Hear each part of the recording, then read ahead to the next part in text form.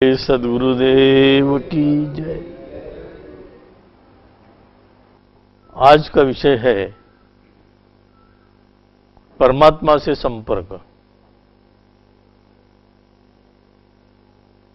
ऐसे लगता है विषय सुन के कि आश्चर्यकारक है, ऐसा हो सकता है? हाँ, हो सकता है, जरूर होता है। क्योंकि जहां तक के आपको भेद दिया गया है उससे अब काल से संपर्क कर सकते हैं। कितना देर लगता है काल से संपर्क करने के लिए? एक क्षण में। वैसे ही हम परमात्मा से संपर्क कर सकते हैं। आपकी जो भी आवश्यकता है वो पूरी करने के लिए आप उसको रिक्वेस्ट कर सकते हैं। और यही कारण है कि कबीर साहब इतने आश्वस्त थे कि मुझे परमात्मा तक जाने के लिए कोई प्रयास नहीं करने पड़ते, क्योंकि मेरी सुरती ही ऐसी है कि चौथे लोक तक आने जाने का अभ्यास उसे हो चुका है। जब चौथे लोक में जाने का अभ्यास हुआ है तो वो कभी भी जा सकते हैं, आ सकते हैं। क्योंकि हम भूलते क्यों हैं परमात्मा को मरते वक्त? हमको अभ्यास ही नहीं रहता उसका। हम चाहते ही नहीं कि बार बार हम उस लोक में जाते जाए, आते जाए, ताकि अंत समय वो याद रहे। सबको अंत समय के लिए उस लोक को याद रखना पड़ता है, तो यह हमारे आने जाने से सहजता से रहती है। आज संचार क्रांति का युग है। पलक झपकते ही या एक क्षण में हजारों मील दूर हम बातचीत कर सकते। इसमें कोई अचरज नहीं है। रोज हम टेलीफोन लगा सकते हैं, उनकी बातें सुन सकते हैं, उनको सुना सकते हैं। तो यह संचार क्रांति का युग है जिसमें सब कुछ हो जाता है। और इंटरनेट के द्वारा तो बहुत ही अच्छी समझ में मिली है। इंटरनेट का उपयोग करके हम क्या नहीं कर सकते। देखो, जब आप उस लोक में पहुंचोगे, वहां की सिचुएशन देखेंगे तो आप वापस नहीं होना चाहेंगे। पर वो इतना महंगा है वहां रहना कि आपको वापस आना ही पड़ता है। हमारे घर, हर एक घर में टीवी है और उसके जरिए हम कोई अपना सगा संबंधी यदि वो देश में गया तो उसको संपर्क करके हम उससे भी बातचीत कर सकते हैं। इतना ही नहीं, सिर्फ बातचीत ही नहीं करते, उसको देख सकते हैं। आप उसे देख सकते हैं, वो आपको देख सकता है। इतनी प्रगति हुई है कि सहजता से आप उस लोक में जाके अपना इच्छित कार्य कर सकती है, पर उसके लिए भेद मालूम होना। बिना कबीर साहब के भेद के ये बात नहीं हो सकती। सच में ये एक अजूबा है, अचरज है। जितनी इसकी तारीफ की जाए उतनी कम है। कबीर साहब ने जो सूरती हमें दी है, उस सुरती की बात तो अलग है।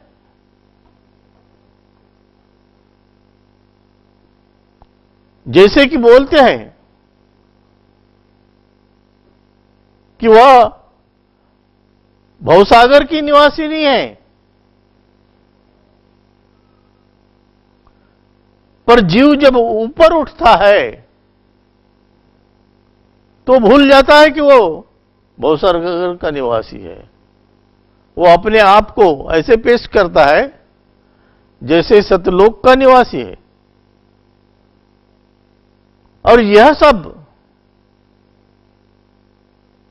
अपने सामने, अपने आंखों के सामने आप कर सकते हैं। जो बातें आपको बताई गई है, सिखाई गई है, वो केवल एक ढकोसला नहीं है। आपकी नींव इतनी मजबूत है, आप कहीं भी जाओगे तो भी अपने भगवान को साथ ले जाएंगे, क्योंकि वो हमारे अंदर है। तो हम जहां जाते वो वहां रहते ही है। ऐसा कोई ठिकाना नहीं जहां उसका वास नहीं। जैसे कि गीता में कहा है, सुई का टोक रखने के लिए जगह नहीं, इतना व्याप्त है वो। सही है बात, आपने देखा है नहीं? देखो, जानो उसको, परखो। जब ये आवागमन का चक्र सहजता से चलता है तो हमें ख्याल आता है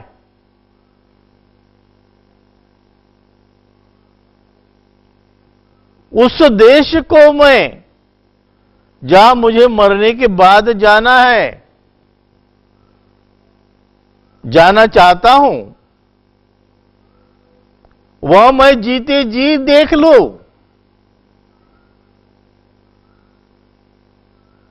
क्या यह हो सकता है? हां, सहजता से हो सकता है, कोई प्रयास नहीं करनी पड़ती। महाराष्ट्र के तुकाराम महाराज भी बोलते हैं, आपले मरण पाहिले म्या डोळा, तो सुख सोळा अनुपम। उसके जैसा आनंद कोई नहीं है बोलती। और हम कोई मरा बोले तो छाती बदड़ बदड़ के रोते हैं। ये दो मरने का अंतर देखो। एक मरता है तो खुश होता है सब, सारी दुनिया खुश होती है, और एक मरता है तो सब रोते हैं। क्या अचरज है ये? कैसे समझना है उसको? कबीर साहब का भेद पाकर आप यह सब समझ सकते हैं। यदि कोई नहीं समझना चाहते तो उनको जबरदस्ती नहीं समझाया जाता। पर यह बात तय है, जिन्होंने जिन्होंने भी ये भेद लिया है, उनके मुक्ति का द्वार खुल गया और वे सहजता से अपने लक्ष्य तक पहुंच गए। और यह पहुंचने के बाद वे जानते हैं कि वहां जाकर क्या करना है, कैसे रहना है। कबीर साहब कहते हैं, सूरत मूल ठिकाना जानो, कौन सा है हमारा मूल ठिकाना, जहां से हम आए हैं और जहां हमें जाना है। सूरत मूल ठिकाना जानो, ताई चिन्ह के डोर संभालो, ज्ञान दृष्टि पहचानो। का भय पिंड ब्रह्मांड के खोजे, का भय त्रिकुटी ध्यान के किन्ने। वह तो संद सबंते न्यारी, कायाते भिन्न पसारा। देखो, वो सबसे न्यारी है संधि, काया से भिन्न है पसारा। मूल डोर परिस सहिदानी, मूल डोर जो है उससे हम ये सब क्रियाएं कर सकते हैं। वो पुरुष की सहिदाने हैं।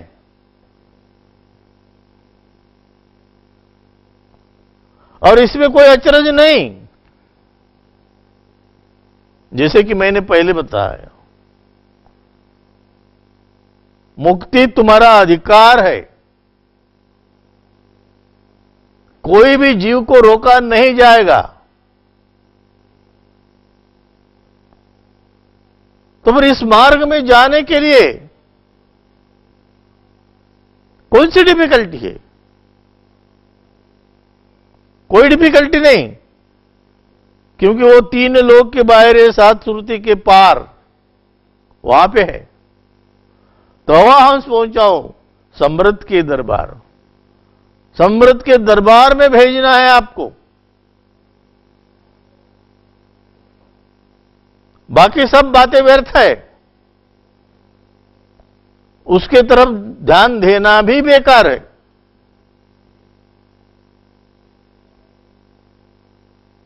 पर इस बात पे ध्यान दो,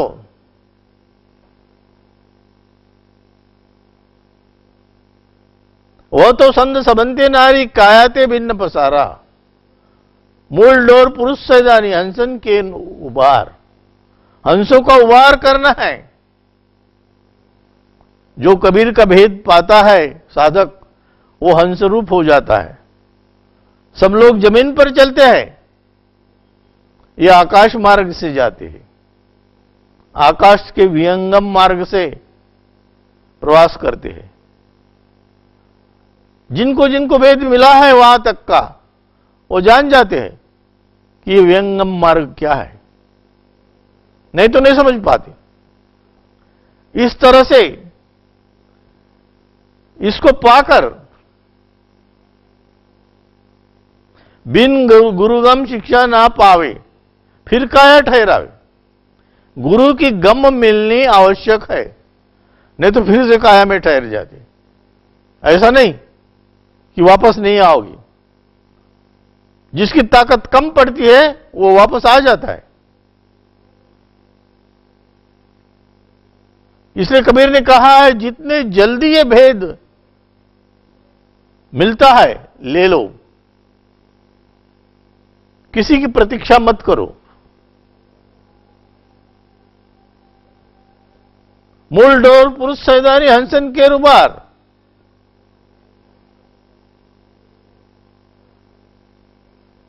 जब तक इस जगत में आपको यह भेद नहीं मिलता,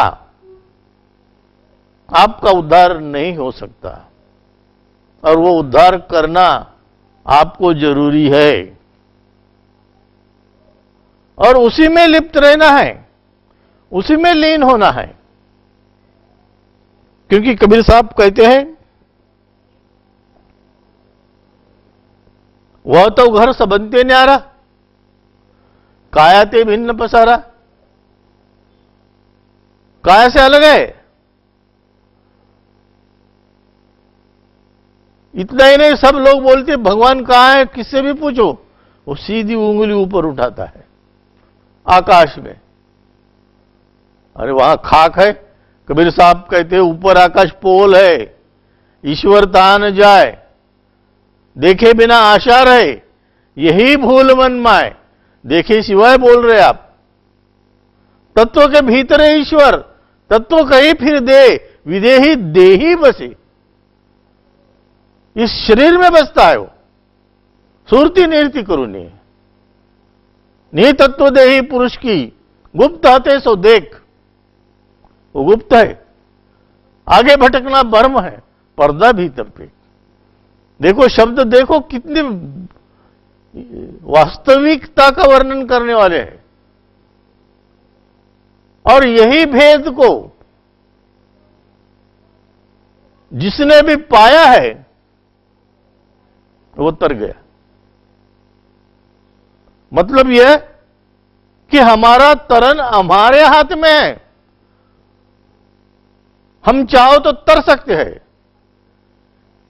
यदि हम नहीं चाहते तो आप नहीं तर सकते। जिस तरह से ये चल रहा है वो एक जगत में क्रांति है। किसी को भी पूछो भगवान को देखा है तो कहेगा नहीं, उसको नहीं देख सकते, कोई भी नहीं देख सका। पर कबीर के बंदे को पूछ के देखो, वो कहता हां देखा है, दिखता है। कबीर ने इस भेद को इतना सीधा कर दिया कि उसका कोई भी साधक उस प्रभु को देखे सिवाय नहीं रह सकता।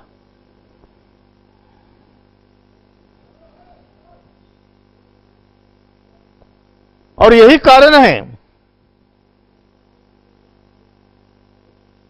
कि कबीर साहब कहते हैं, हंसा हो चित चेत सबेरा,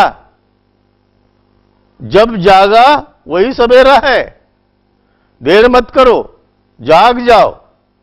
हंसा हो चित चेत सबेरा, इन प्रपंच किए बहु तेरा।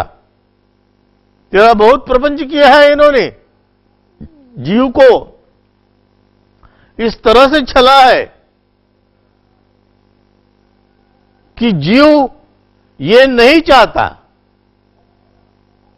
कि जो भी भेद है वो किस तरह से मिलना चाहिए, किसी को तकलीफ नहीं होनी चाहिए। पर ऐसा नहीं होता, तकलीफ होती है। इन प्रपंच किए बहुत हेरा, पाखंड रूप रचेन त्रिगुण। तीन गुणों का जो शरीर है मानव का, वो एक पाखंड है, परमानेंट नहीं रहता, इसका मरना तय है, जैसा कि इसके पहले भी बताया। पाखंड मूल संसारा, और सब यही बताते हैं कि यह आदमी ही मूल है, यही भगवान है। ये नहीं हो सकता। पाखंड मूल संसारा, ताकि भक्ति करे जो कोई, ताका आवागमन न हो। उसकी जो भक्ति करेगा उस सत्पुरुष की, उसका आवागमन टल जाएगा। और यही कारण है, यही बात है जो हमें समझना है कि जो भी आता है महेशी, वो अपनी बात कह जाता है, पर उसको स्वतंत्र रूप से देखने की इच्छा वो नहीं छोड़ सकता। तो फिर होता क्या है, इस गलत योग में इसको डाल दिया जाता है, इसमें भ्रम निर्माण किया जाता है, और वह परमात्मा को देखने से वंचित रहता है। और ये वंचित रहने से इसको ये भेद नहीं मिल पाया, यही कारण है, दूसरा कोई कारण नहीं।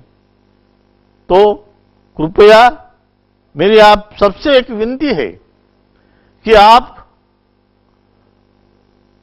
बाकी किसी से कुछ भी मनमिटाव हो, एक दूसरे का वैरत्व हो, पर कबीर का भेद लेना छोड़ो नहीं। जीवन में ये चांस एक ही बार आता है और उसका उपयोग आपने करना चाहिए। बोलिए सद्गुरुदेव की जय।